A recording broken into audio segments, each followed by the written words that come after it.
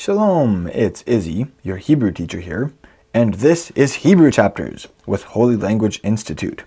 Read with me through Genesis chapter 5 in Hebrew. Zeh, this. Sefer. The verbal root behind this word is sefal, and it literally means to count. The word here, a sefer, is a scroll or book. So the idea is it's a book of accounting. It's a scroll in which there's something is numbered. Actually, the Hebrew verb there, sefal, can also have the sense of telling a story, because when you tell a story, you are recounting something. Even in English, we have that concept of counting something when we talk about recounting something. So zeh sefer, this is the scroll. Toldot, the verbal root behind this word is yalad, and it means to beget or bear a child. Here we have toldot. The singular is toledah. I don't think the singular is actually ever used. It's always in the plural, toldot, which has the sense of generations, like a family tree, a genealogy, or it can have the sense of an account in general. Adam, or as we say in English, Adam, except that in Hebrew, Adam can be a reference to the first man, or it can be a reference to Adam and Eve together, or it can be a reference to all of humanity. Biyom, in the day. Bro, verb root bara, to create. Bro, creating. Who's creating? Elohim. El, in the singular, is someone who is powerful, mighty. Elohim, in the plural, is someone who is almighty, omnipotent, you could say, usually translated God. Adam, mankind, humanity. Be, dmut, so in the dama of, in the dmut. This word here, dmut, is translated in other places in the scriptures as a figure like or resembling, a form, to be like, a pattern, or just resembling. That's what this word dmut means. So bidmut, in the figure like or resembling, the form, the likeness, the pattern, the resembling of Elohim. Asa, this verb root here, asa, it means to act or to do, and it also has the sense of making. Here, making has a better resonance. So Elohim asa, he made oto, him. Zachal, male. U nekeva, and female. Bra'am, he barad them, he created them. So you can see here that it says Elohim made Adam in his likeness. Male and female, he made them. So Adam isn't just male. Adam isn't just female. Adam as humanity is male and female. Vayivarach, your knee in Hebrew is your berach. The verbal root to barach literally means to kneel. And it came to be the concrete picture of blessing. So in Hebrew thought, to kneel has the sense of blessing. Vayivarach, and he blessed. Otam, them.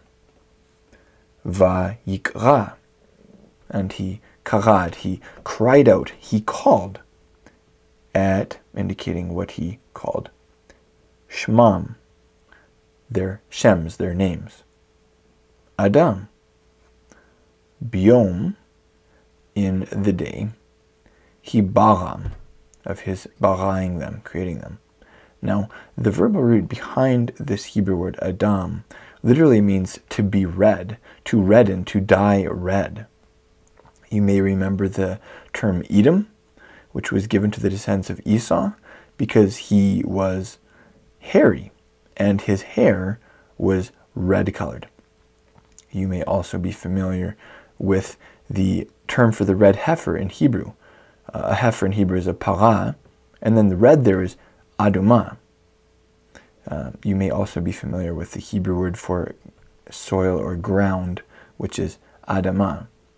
So Adam was called that because he was taken from the adamah, the red earth, red soil. Reading on. Vayechi, verb root chaya, is to live.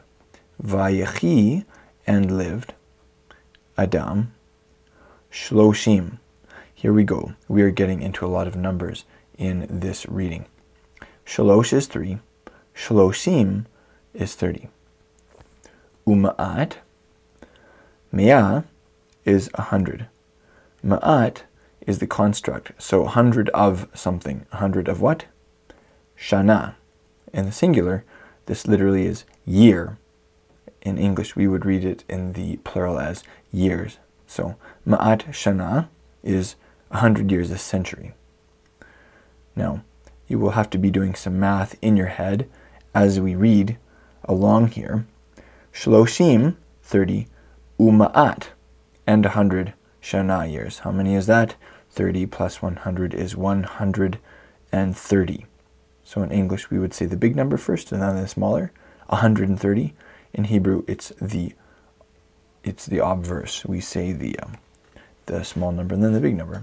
30 and 100.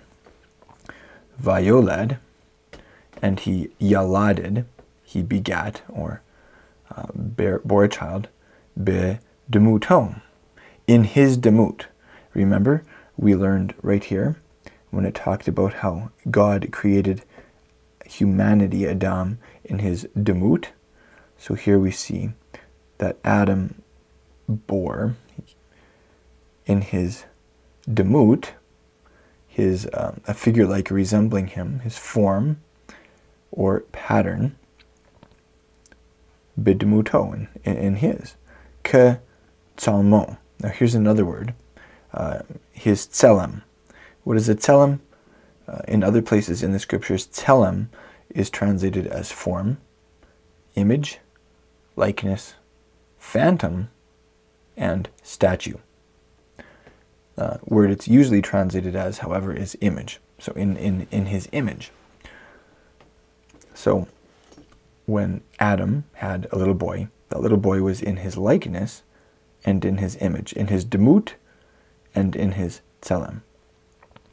Vaikra, and he karad, he called, et shmo, his shem, his name, shet, from the verb root shatat, to establish, set, or appoint. Vayeyu, and they were, yamei, the yoms of, the days of, Adam, achare, after, holido, after he yaladed, he begat, et shet, here comes a number, shmone, 8, meot, hundreds, shana, years, Vayoled, and he yaladed, he begat, banim, ben, in Hebrew is son, banim are sons, vanot. A daughter in Hebrew is a bat. The plural is banot, daughters. So he begat banim vanot, bens and bats, sons and daughters. Vayeyu, and they were, kol, all, yamei, the yoms of, the days of, Adam, asher, which chai, he lived. Tsha, tesha, in Hebrew is 9.